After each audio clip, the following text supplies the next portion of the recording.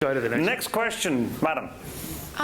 Dr. Lennox made a couple of points about, basically said that without God there's no justice or hope. You seem to be making a big assumption that there should be justice and hope. Like, what are you basing that on? Why should there be justice or hope that we don't just create for ourselves? So we don't have anarchy. Hang on, no calling out, please. Over to you, John. Should there be justice and hope? Why do you believe that there should be justice and hope? Every human heart has a moral sense. I've stood in Auschwitz many times. I'm not sure that you would ask that question so easily in Auschwitz. The whole question of the screaming of women as they were tortured to death for justice. Now, there's either an answer to it or there isn't. What I'm arguing is simply based on what Richard Dawkins says. He appears to believe that the universe at bottom has no justice, and yet he's morally outraged at Christianity and religion and all the rest of it. Where does he get this moral high ground from? The question as to why there should be justice is not really the right question. The right question is Michael Shermer's question. Is there justice? Is there real morality, or is it an illusion? The new atheists believe it is an illusion, and therefore they have no grounds for morality, although, of course, as I've emphasized, my atheist friends are marvelously well behaved and I respect them. But the basic grounds is a different matter. And you see, somebody actually shouted out from the audience the need for it for society. Michael Shermer said exactly the same thing on the basis of evolution. Alexander Solzhenitsyn died 2 weeks ago. And what he said was this, and I'll never forget it. He said, if you asked me to express briefly why it is that 60 million of my fellow countrymen perished in the last century, I would simply say we have forgotten God. That's why I'm interested in it. Yeah, justice in this life is important. That's why we have civil laws. We got them from Christianity originally anyway. In the First World War, John, tens of millions of Christians killed tens of millions of other Christians. They didn't forget God. They had God und with us. God is with us on their belts. So apparently that didn't, not abandoning God didn't slow them down. Are you? I do have an answer to the Dawkins question that he said. Oh, great. Yeah. I'm dying to hear it. Thank you. I somehow doubt it'll satisfy you, but Michael does have an answer. It might. I'm always open to evidence, you know. We have to remember that this business of the selfish genes, this has been largely misunderstood. In evolutionary biology, when we talk about the success of a species, it's becoming more adaptive to its environment and so on.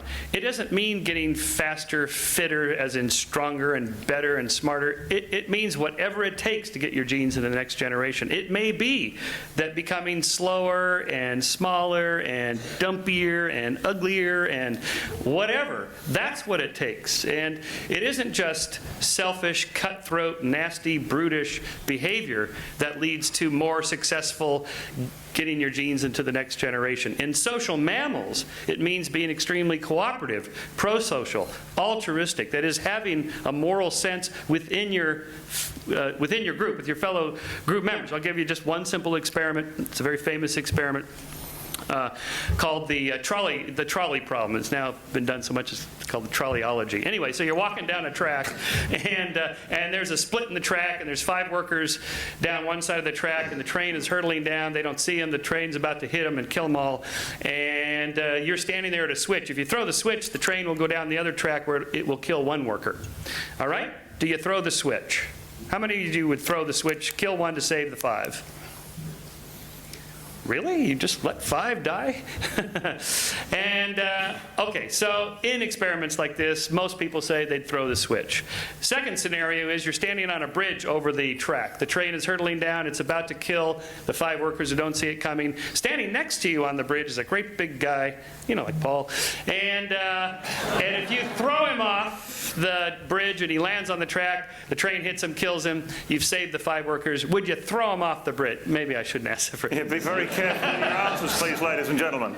And almost everybody says they would not. And there seems to be something deeply ingrained in us that it is wrong to throw somebody physically, direct action kill somebody, and yet more people are willing to flip a switch. We've seen that. It's easier to kill people from a distance with a gun than it is with your bare hands, right? So there seems to be something deeply ingrained in our natures, and that has to do with the fact that we're a social species, and it does matter how we feel about other people. We do have a sense of right and wrong and justice, and there's a whole body of research on this now showing not just in humans, but all non-human primates show this as well.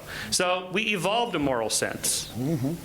Okay, let's... May I comment? How could I possibly stop you, John? Well, you've got all the authority in this room, sir. Michael's been quoting the very well-known work of Mark Hauser, which Richard Dawkins uses as the God delusion to argue that you don't need God to be good.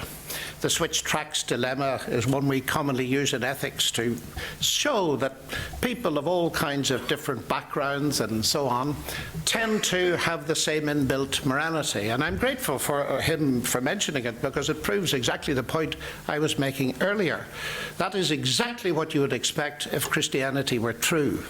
Because Christianity teaches that every man and woman is created in the image of God and therefore is a moral being. And so you'd expect there to be a common pool of morality around the world. What I don't understand, and I've read Richard Dawkins on Selfish Genes, and I take what you say, Michael, is perfectly correct, but I'm interested that, and I was quoting Dawkins himself, who said, that all accepted, we've got to rebel against the selfish genes. And various atheists, not just believers like me, have taken him to task, asking him what immaterial element is there in us to rebel against those selfish genes. And also, the evolutionary explanation of morality falls down a bit when it comes to genuine altruism. Why bother looking after the weak and the rest of it when the weak are not even of your own tribe and species? And I would just point out again, it is the historical fact. It was the Christian faith that looked after unwanted children in the early Roman Empire, gave us hospices, hospitals, and so on and so forth. So that it seems to me that what he said actually fits in very well with what I myself believe. Do we not see hospices, care of the sick and the injured in, say, Buddhist society? Oh, we or do, a yes. Hindu society? Well, we do, yes, today, but in our Western world, that's true. I'm not denying at all. You see, it springs from this fundamental belief that men and women are equal, created in the image of God and of a real moral sense. Therefore, there are many atheists today who are caring and involved in building hospitals and so on. I'm simply pointing out as a matter of history, it was Christianity that freed the slaves. It was secularism, actually, that brought slavery back in the 19th and 20th centuries. So that... Not quite. No. The abolition of slavery, okay, sure, there were some Christians who got behind it, reluctantly dragging the rest of the Christians along with them, who reluctantly went along with it because their financial interests were to do so. I mean, the great story of the British slave abolitionists, Wilberforce, this stands out as a great story. There's a film made about it. The guy that wrote Amazing Grace. It stands out to me because he was the only one.